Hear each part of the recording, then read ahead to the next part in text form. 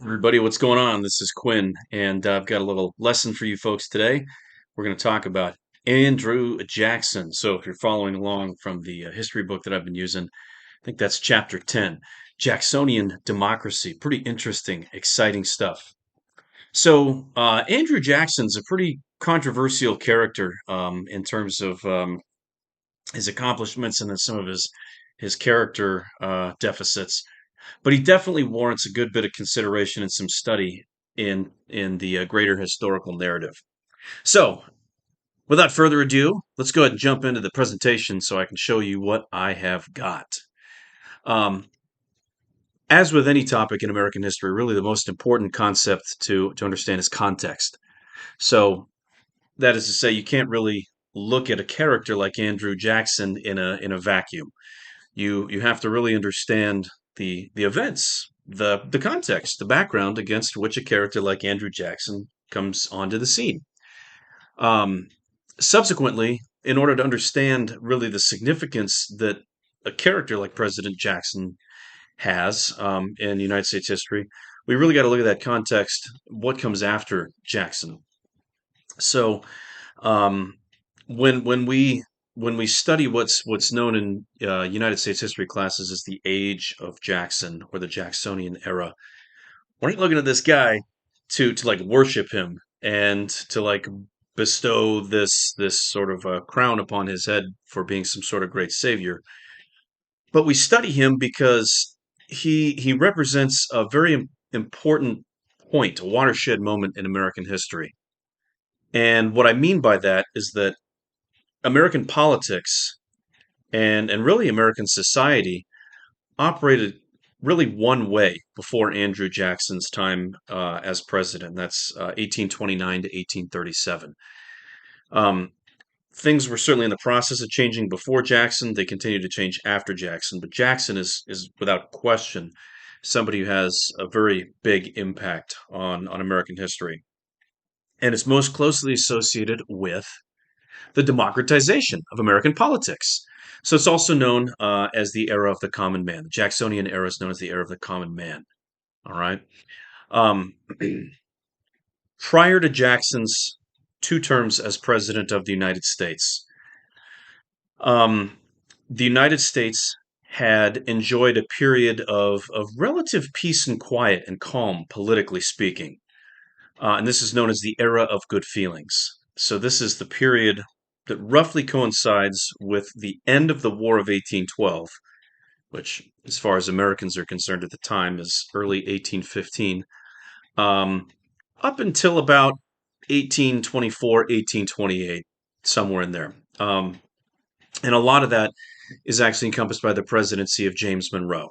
So that era of good feelings is characterized by the disappearance of all that bitter partisan hostility that characterized the 1790s, the post-revolutionary period. So Jackson and his two terms represent yet another shift from bitter politics, the 1790s, the quiet period of the era of good feelings, and then the resumption of partisan hostilities under Jackson. So Jackson, Andrew Jackson, um, had been a very important figure in the United States military during the War of 1812. He is credited with being the hero, the Battle of New Orleans. He fights off the British and successfully defends the port against British attacks. This is actually after the peace treaty has been signed, but before news of uh, the treaty had actually reached the United States. He had been an Indian fighter down in Spanish Florida, including I think then Mississippi, maybe Alabama. Um, Controversial even in his own right at that point because of the really brutal tactics that this guy used.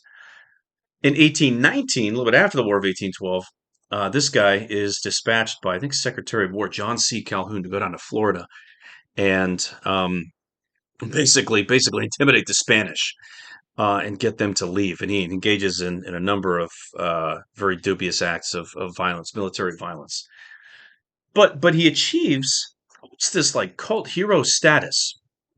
Jackson's somebody that, unlike the first six presidents or so, was not born into this like landed aristocracy. He was a very middle class background. Um, He's somebody that from a very young age resented privilege. He resented this aristocracy and what he believed was this corrupt cabal of wealthy insiders that controlled politics and patronage in Washington, in the federal government. So when Jackson first runs for president in 1824, um, it's a very heated race. It's a four-way race, as you can see in the slideshow here, between Congressman William H. Crawford, former Secretary of State John Adams, Speaker of the House Henry Clay, and of course the military hero Andrew Jackson. Um, Crawford drops out due to an illness. Clay is running in a distant third behind Jackson and Adams and throws his support behind Adams. And supposedly, so the story goes, in an effort to get Adams into the White House, Clay reportedly at the time agrees after the election has been held. There's actually a tie. Nobody has enough votes in the Electoral College to win. Supposedly, Clay agrees to persuade the House of Representatives, who's going to break the tie. Supposedly, Adams gets Clay to persuade these guys to vote Adams and boot Jackson out. And that's incidentally what happens. Adams becomes the sixth president of the United States in 18. He's elected in 24, takes office in 25. And Jackson's supporters are furious, right? They see this as just another abuse of government power. They see this as just another example of the corruption, a corrupt bargain that's been made between these elitist politicians to guarantee their stranglehold over power, and at the expense of the working class or the common man. So Jackson was very much the candidate of the working class, the farmer, the common man, somebody that would sort of pick up the mantle of Thomas Jefferson's rural agrarian nation and that simplistic way of life. So Jackson's supporters are furious. Um, by the time we get to 1828, there's a rematch. Adams is up for re-election, and this time he does not win. Jackson and his supporters are triumphant in 1828, and I think a lot of that's due to a very controversial tax, an import tax, the tariff of 1828 that's signed into law by the Adams administration. We don't need to get too much into detail on that yet, but of course it's going to come up and become a major issue during Jackson's time. So Jackson, in this campaign of 1828, he really portrays himself as the guy that's advocating for the working class, the common man. And as the nation is growing in the early part of the 19th century, it's expanding geographically. Um, the population is growing due to the high natural birth rate, due to immigration. New states are coming into the Union, and territories, in order to attract new residents, are lowering the requirements to vote. So now no longer do you have to be a wealthy property owner, you just have to be an adult white male in order to vote. And so politicians really have to cast out a much wider net to attract those people to the polls, right? No longer are they just campaigning to the wealthy, the elites, but to the working class, the common man. And Jackson is the perfect candidate, right, at that specific time in American history. More people are voting, and more people are working class, of course, than wealthy aristocrats. So Jackson's able to pull off this victory in 1828 and usher in supposedly, according to him and his belief and his supporters, a new beginning, right? The era of the common man. His critics, of course, the old Washington establishment thought that this guy was just going to bring in the mob, the rabble. He was going to degrade the presidency to this second class status, and diminish the character of the United States. Bring in mob rule. They called Andrew Jackson King Mob. But in any event, Jackson's somebody who takes his sense of honor, his sense of pride very very seriously. He's somebody that as president is going to advocate, in his mind, for the good of the common man and the kind of democracy that emerges with Andrew Jackson. Of course, he's the first Democratic president elected to the United States. The kind of democracy that he is going to usher into the United States is known as Jacksonian democracy. Jacksonian democracy. It's nationalistic.